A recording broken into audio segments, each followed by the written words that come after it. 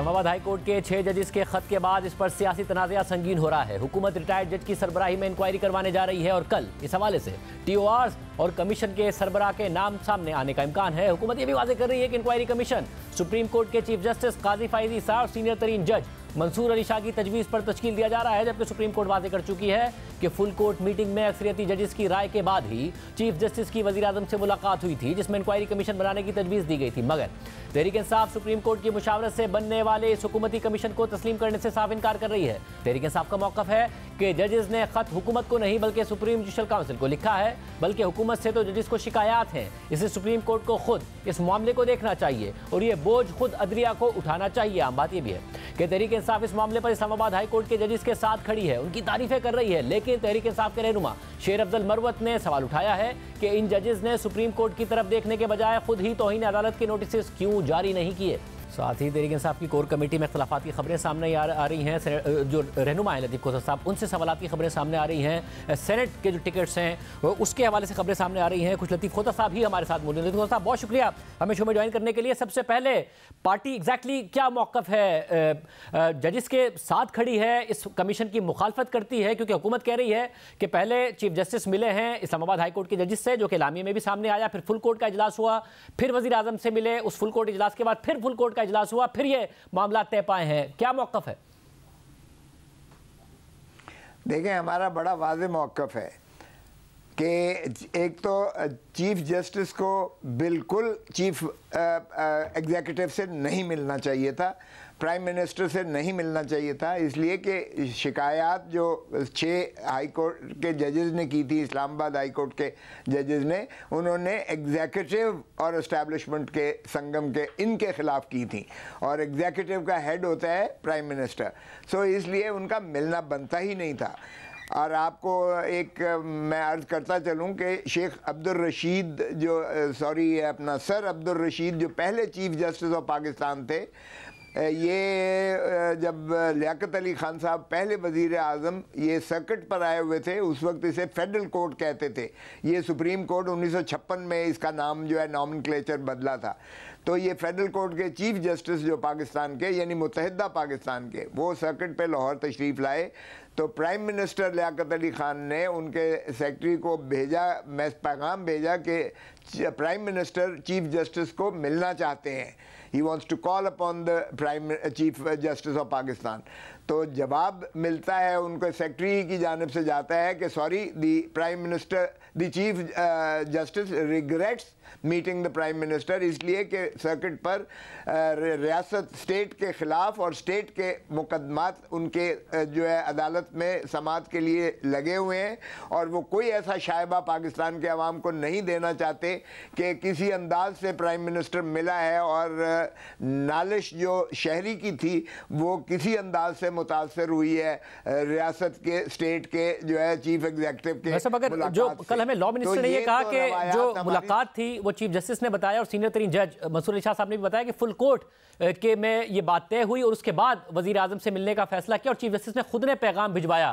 اور ماضی میں ہم نے دیکھا ہے کہ جسٹس ثاقب نثار صاحب سے عمران خان صاحب کی ملاقات ہوئی، وہ تو ایونٹس میں بھی شرکت کرتے تھے، ماضی قریب کی مثال تو یہ ہے، مگر اس والے معاملے میں اگر فل کورٹ نے فیصلہ کیا جو کہ لا منسٹر کہہ رہے ہیں، تو کیا پھر بھی نہیں ملنا چاہیے تھا کہ سارے ججز نے مل کے فیصلہ کیا؟ کیونکہ سپریم کورٹ بار اور پاکستان بار کونسل کے جو ممبران ہمارے کل پروگرام میں موجود تھے، سپریم کورٹ کے تو صدر اور پاکستان بار کونسل کے وائس چیئرمین، انہوں نے کہا کہ اگر ججز نے مل کر یہ فیصلہ کیا ہے تو درست ہے، ہم تو خوشائن سمجھتے ہیں۔ جی نہیں، مل کے فیصلہ نہیں ہے، آپ خود بتا رہے ہیں اور ہمیں بھی اندر کی خبریں ہیں، اس میں بڑی شدید اختلاف تھا۔ ہاں میجورٹی تو کیونکہ چیف جسٹس کے پاس اس وقت ہے، تو یہ گروپنگ تو آپ کو پتہ ہی ہے جو بھی کتنی شاد قسم کی گروپنگ آلریڈی موجود ہے، لیکن بات یہ نہیں ہے، بات ایک اصول کی ہے۔ بات اصول کی یہ ہے کہ ہائی کورٹ کے 6 ججز نے سپریم جوڈیشل کونسل کو لکھا ہے، سپریم جوڈیشل کونسل نے سپریم کورٹ کے آگے سارا معاملہ رکھ دیا۔ 2 دن نشستیں جو ہیں فل کورٹ کی ہوتی رہی ہیں سپریم کورٹ کی، تو یہ سپریم کورٹ ہی نے جو پیٹر فیملیس ہے، فادر آف دی جوڈیشری ہے چیف جسٹس، ان کا کام تحفظ دینا تھا ججز کو، سپیریئر کورٹ کی اور باتحت عدالت کے ججز کو تحفظ دینا تھا، نہ کہ ایگزیکٹو کے آگے پھینک دینا تھا۔ یہ تو آپ کو پتہ ہے مسلم لیگ نواز کا تو ہمیشہ وتیرہ رہا ہے، इन्होंने लोन कमीशन बनाई, अपनी इन्होंने कोऑपरेटिव के जो करप्शन को जो है कवर अप किया। इन्होंने शफीउर रहमान कमीशन बनाई, वो जो मगर खोसा साहब अगर स्टाफ का इल्जाम था, मगर खोसा साहब इसमें इस वक्त अगर जुडिशल कमीशन बनना था तो वो हुकूमत ही बना सकती है, और फिर चीफ जस्टिस कैसे खुद कमीशन कैसे बना देते? कमीशन से कुछ निकलता है? पहले ये बताएं। हमूदुर रहमान कमीशन देख लें, मिसिंग कमीशन देख लें, Abbottabad commission, Usama bin Laden commission देख लें, और कमीशन को तो ये तो दफन करने वाली बात है। देखें खानज़ादा साहब, हमारी बड़ी वाज़े तौर पर है कि ये जुडिशरी पर ये असॉल्ट किया गया है। ये चेनों में इस वक्त तो जो जजेस ने कैफियत बताई है, the justice has been chained by the executive and establishment. ये जंजीरों में जकड़ दिया गया है इंसाफ को। इस अंदाज से जिस तरह से आपने देखा बुलडोज करके सजाएं की गई हैं, दिलावर ने जिस तरह से सजा की, जिस तरह से तोशा खाना में सजा जो है उसने की, मगर कमीशन से यानी आप यानी बुनियादी तौर पर कमीशन से कुछ निकलता ही नहीं है, चाहे हाजिर सर्विस का होता है, रिटायर्ड का होता है, तो फिर एक मुतालबा 184(3) का है। हुकूमत ये कह रही है, कल हमने जब वजीर कानून के सामने मौका रखा, उन्होंने कहा 184(3) के तहत जो भी अदालत ने नोटिस लिए थे उनका भी हाल देख लें, उनसे भी क्या तबाही फैली है, तो फिर क्या होता? देखें, मैं समझता हूं खुद चीफ जस्टिस को तजर्बा ऑलरेडी मौजूद है।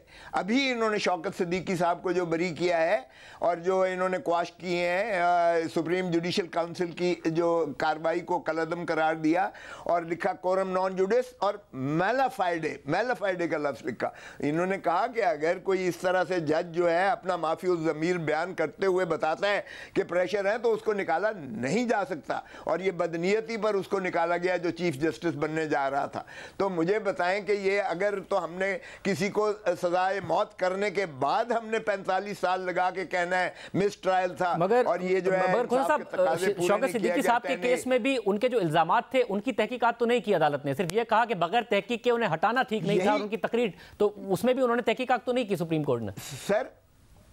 सर यही तो 6 जजेस ने कहा है कि हम तायीद करते हैं शौकत सिद्दीकी साहब के इस डिमांड की कि इस पर मंतकी नतीजे पर पहुंचा जाना ज़रूरी था, क्योंकि वो सिलसिला रुका नहीं है, इन जजेस ने कहा। इसलिए खुदारा इसका इहाता कीजिएगा।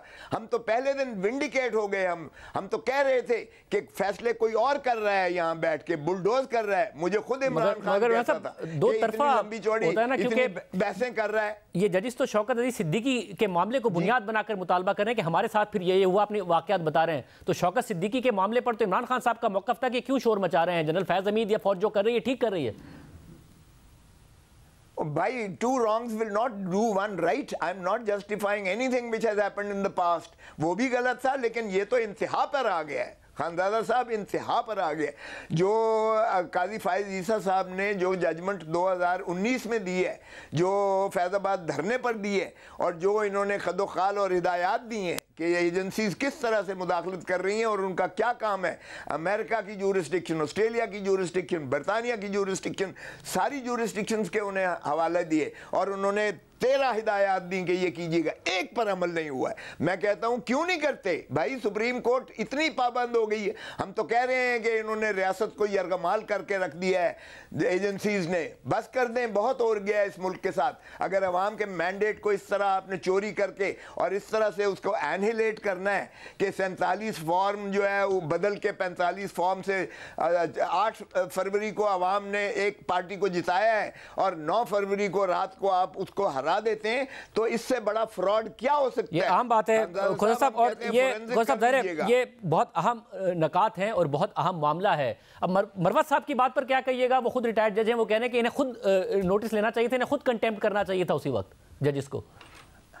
देखें, मरवत साहब बिल्कुल कानूनी और असूली तौर पर वो सही कह रहे हैं, असूली तौर पर, आईनी तौर पर, कानूनी तौर पर वो सही कह रहे हैं। लेकिन मुझे बताइएगा कि जो माहौल है, हम जो सुप्रीम कोर्ट ने पहले जो दिया था, इन्होंने क्या मजाक बनाया था, जब सारे एक तरफ खड़े हो जाएं, सारे 14 पार्टियां भी एक तरफ हैं, एजेंसीज भी एक तरफ हैं, अदलिया भी एक तरफ खड़ी वो बेबस नजर आती है, तो मुझे बताएं عوام بیچاری کیا کرے؟ جو نام لیتی ہے، سانس لیتا ہے، اس کو پکڑ کے جیل میں بند کر دیتے ہیں. اتنے نامعلوم لکھے ہوئے ہیں 9 مئی کے شاخسانے میں، اتنے نامعلوم ہے کہ جو سانس بھی لے اس کو بھی پکڑ کے بند کر دیتے ہیں.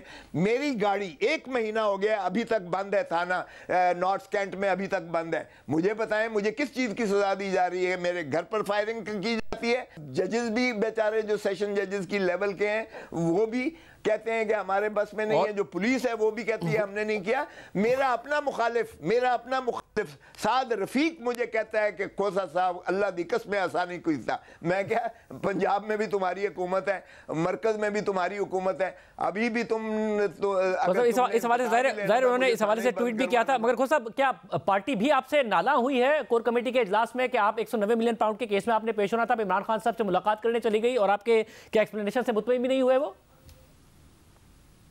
نہیں کبھی بھی ایسی بات نہیں ہے. وہ دیکھیں ہمارا تو 2 آ رہا تھی کہ کیا ایسے میں جبکہ انہوں نے اتنا ڈیمننگ قسم کا 6 ججز نے عدم اعتماد چیف جسٹس اپنے اوپر کیا ہے، کیا ہمیں ان کے عدالت میں پیش ہونا چاہیے یا نہیں ہونا چاہیے، اس پر 2 آ رہا تھی. تو پھر خان صاحب کو ملنا ضروری تھا، بجائے اس کے کہ ہم جا کے اس کو پیش ہو کر ہم اس کو ڈائلیوٹ کر دیتے یا اس کو ڈیفائی کر دیتے اور ان ججز کی بھی دل آزاری ہوتی.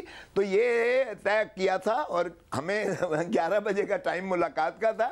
جان بوجھ کر جیل والوں نے 2 بجے ملاقات کروائی اور 2 بجے یہاں کیس کال ہوا. مگر سائفر کیس میں تو کل پیش ہوئی تھی عمران خان صاحب کے سابق قریشی صاحب کے بکلا چیف جسٹس کے سامنے.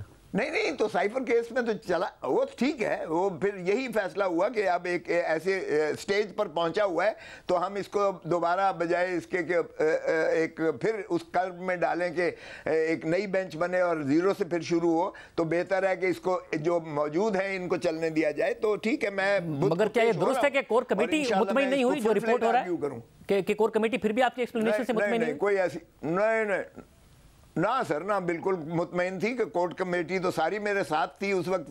عمران خان کو جب ہم ملے ہیں تو اس میں جو ہے چیئرمین سے بیرسٹر گوہر بھی وہاں تھے، علی محمد خان بھی تھے، ہمارے چیف وپ ڈوگر بھی تھے، یہ خود مربت صاحب بھی تھے، سارے موجود تھے. اس کو جو میرے ساتھ عمران خان صاحب کو جب ہم ملے ہیں تو یہ پوری کور کمیٹی موجود تھی. ہاں البتہ جو نہیں تھے انہوں نے لامحالہ اس کا اظہار کیا کہ جی خبریں چلی ہیں آپ نے، ماشاءاللہ میڈیا نے چلائیں کہ کھوسا پیش نہیں ہوا. تو وہ ظاہر ہے پھر کچھ لوگ بات کرتے ہیں، لیکن اس سے کور کمیٹی میری مطمئن ہے. اور آپ کو اندازہ نہیں ہے کہ ہم نے اس پہ کتنی محنت کرتے ہیں اور کتنی ذلت اور رسوائی کے باوجود ہم اپنی انا کو مسئلہ نہیں بیچ میں آنے دیتے. ورنہ جس ماحول میں ہم آج کل وکالت کر رہے ہیں یا جیل میں جا کے ہم ٹرائل کرتے ہیں، یہ میں نے زندگی میں کبھی اتنی تذلیل اور اتنا جو ہے وہ نہیں دیکھی ہے.